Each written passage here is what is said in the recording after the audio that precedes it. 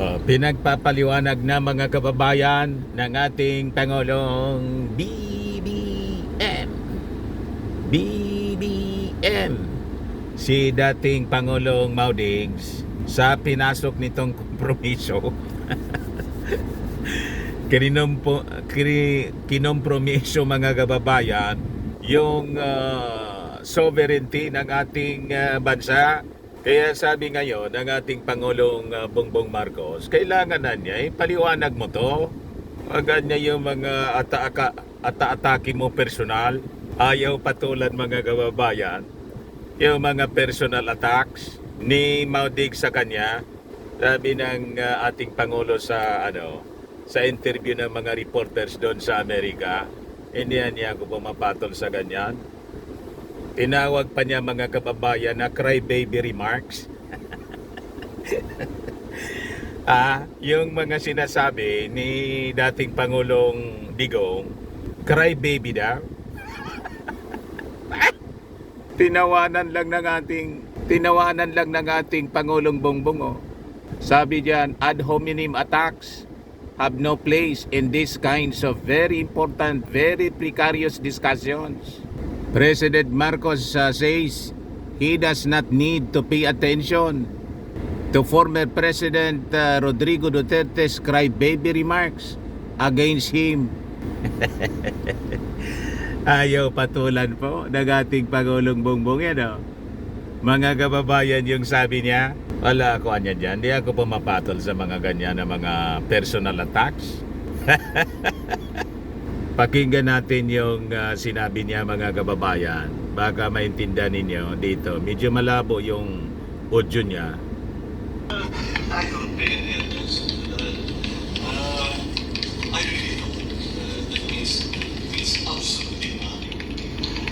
And, again, the former president is a highly experienced lawyer.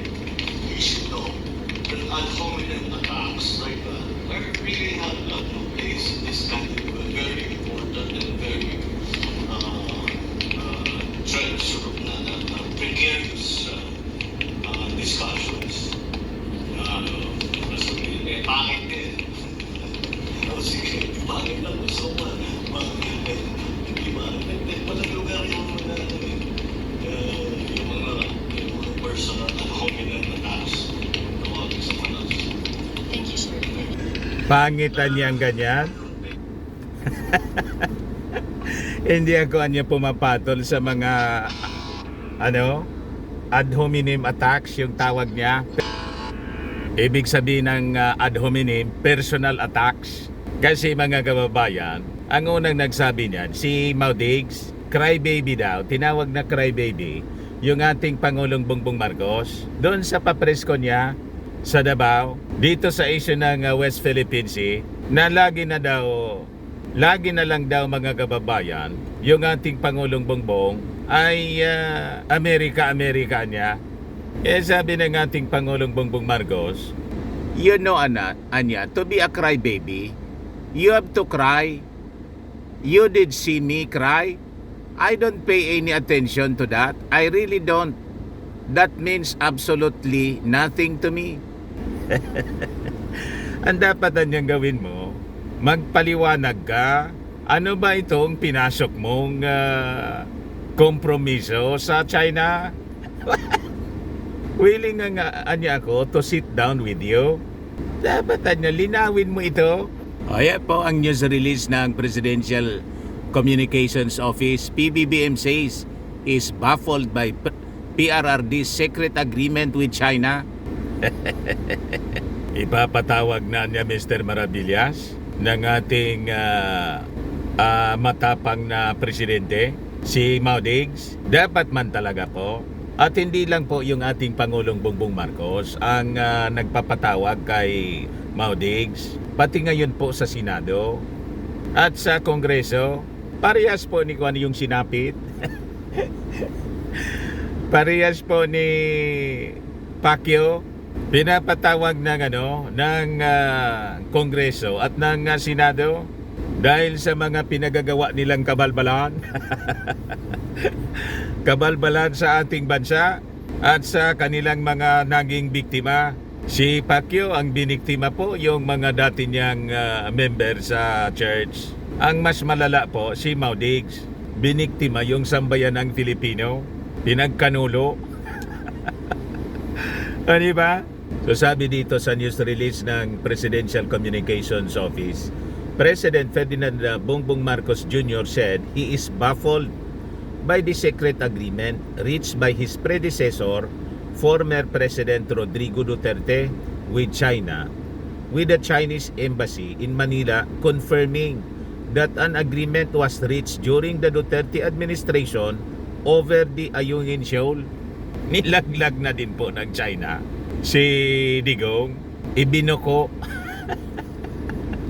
Sila po naglalaglagan. Unang lumaglag po kay Digong, yung kanyang spokesman, si Harimau. Ngayon, gustong pagtakpan ni Panelo. To the rescue mga kababayan si Panelo.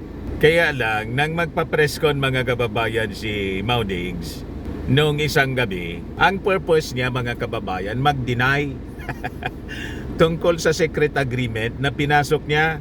Lumabas po sa kanyang pagkikwento yung resulta po ng kanyang pagkikwento para mag-deny. Kinonfirm niya.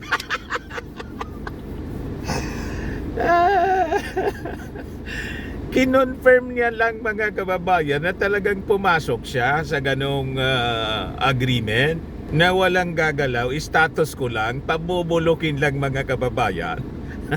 Yung Sierra Madre, kasi po, tinakot siya ni Xi Jinping na masisiraan niya yung ating pagkakaibigan. You will be in trouble niya. Natakot naman po yung matandang maisog. Inadmit niya doon mismo sa press con. Natakotan niya kami. Hindi kami niya natakot. You see? Nagpadala sa intimidation, pananakot. Iyon talaga po yung strategy ng China, yung manakot. Because ang strategy po ng China noon pang panahon ay pasukuin po ang gusto nilang sakupin ng walang without firing a single bullet. Intimidation po yung kanilang ginagamit. Kaya nga po, sigang panakot na magigira niya tayo, magigira. Pag nagpadala ka sa intimidation, wala na niya, tapos ka na. Sabi ni Justice Carpio, tingnan mo niya yung Malaysia tsaka Indonesia. Hindi nagpasindak. Tinuloy-tuloy lang nila yung kanilang plano. So nagawa na nila mga kababayan na maisa katuparan yung kanilang drilling. Tayo po, matatakotin po yung leader natin nung previous administration.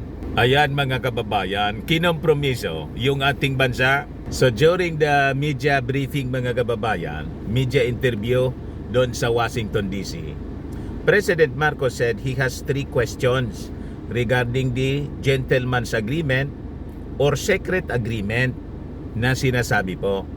Sabi niya, ang unang tanongan niya, is there such an agreement talaga?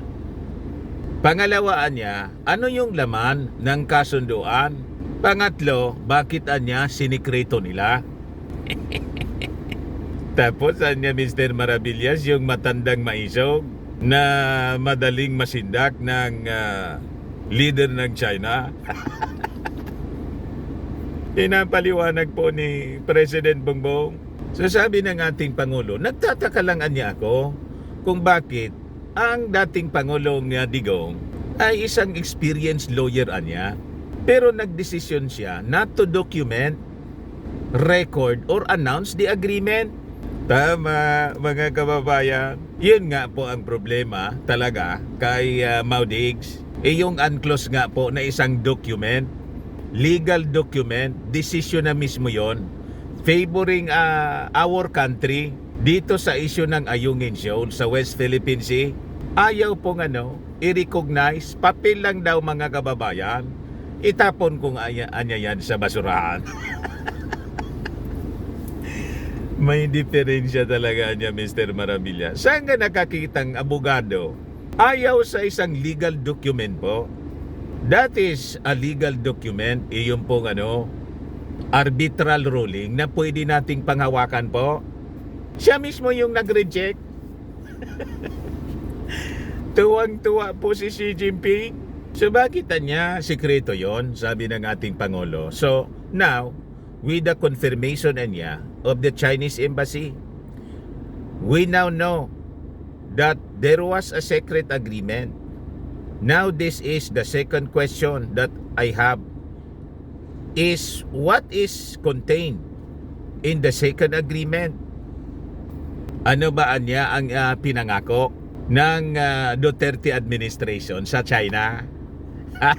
Tapos mga kababayan, yung ating Pangulong Bongbong Marcos, mga kababayan, ay hindi abogado at sinabi pa ni Maudix doon sa press con, hindi ka niya nga nakatapos, second year ka lang. What? Ininsulto pa, mga kababayan. So ano ka ngayon kay President Bongbong Marcos? Isa kang abogado.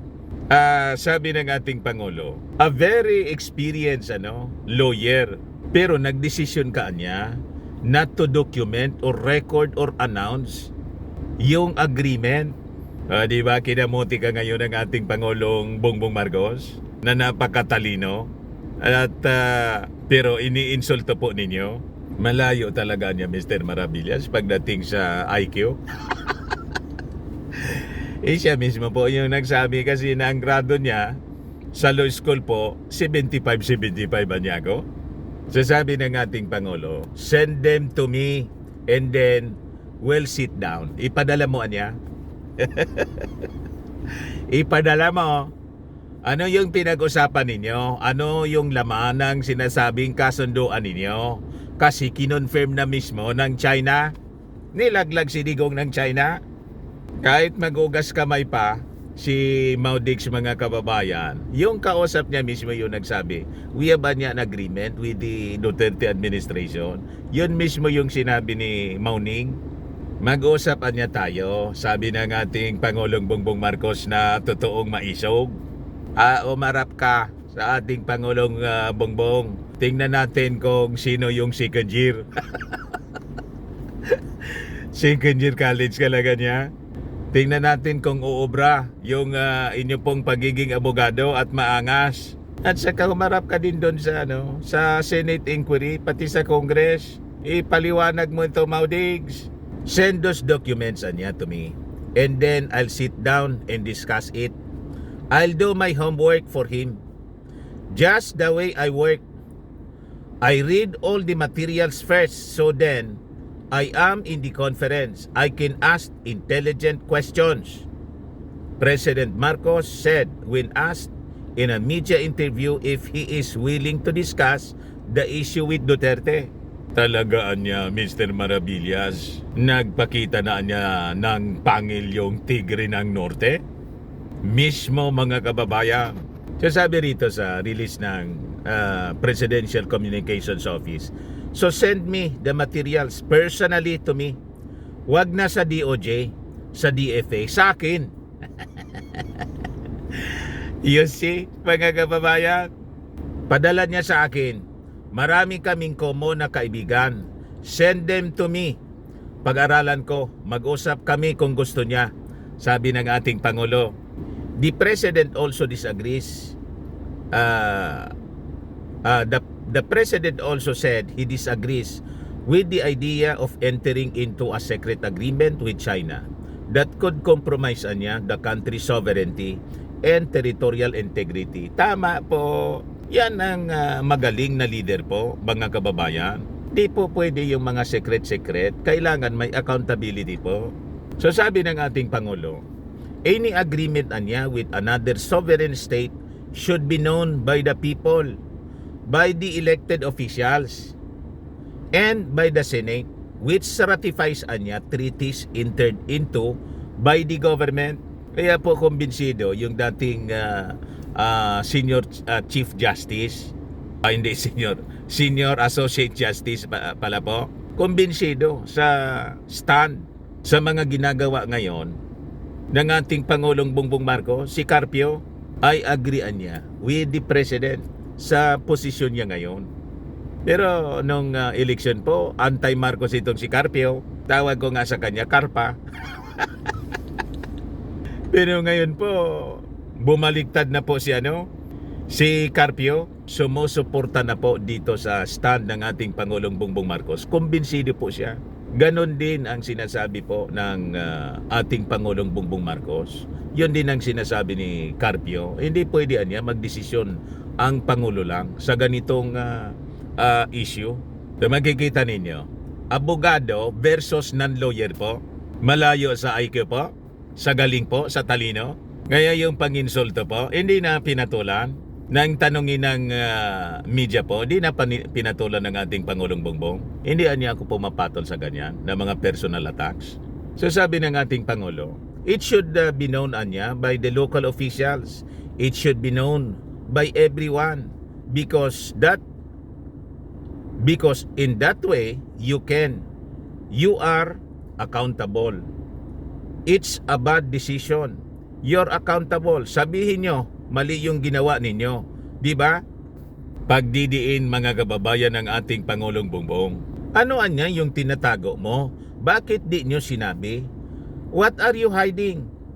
Why was it secret anya? President Marcos also brushed off Duterte's criticism on naval patrols in the West Philippine Sea, saying it has no place anya in this very important and very precarious discussion. Kasi yung mga challenge po mga kababayan, hinahamon ni kung talaga niyang magaling kayo. Bakit anya hindi ninyo pinadala? Yung ipadala na niya ninyo ngayon yung warships ng Amerika at saka yung ating warship hindi po pinatulan mga kababayan ng ating Pangulong Bongbong Marcos. Mga ganyan kasing reaction, childish po, immature and childish. Kaya sabi ng ating Pangulo, no place anya. That's no place in this very very important and very precarious discussion. I don't pay attention to that. Sabi ng ating Pangulo. Di ba mga kababayan? So makikita ninyo kung sino yung mature, kung sino yung matalino, kung sino yung may paninindigan, kung sino yung tama sa ganito mga kababayan kaseryosong mga usapin. Pero niya Mr. Maravillas, narinig mo yon? Kinampihan pa ng ating Pangulong Bongbong Marcos si Inday sa no comment niya. Ganon yung ating Pangulong Bongbong Marcos. Hindi siya nami-personal kahit siya pinipersonal ng buong pamilya ni Inday.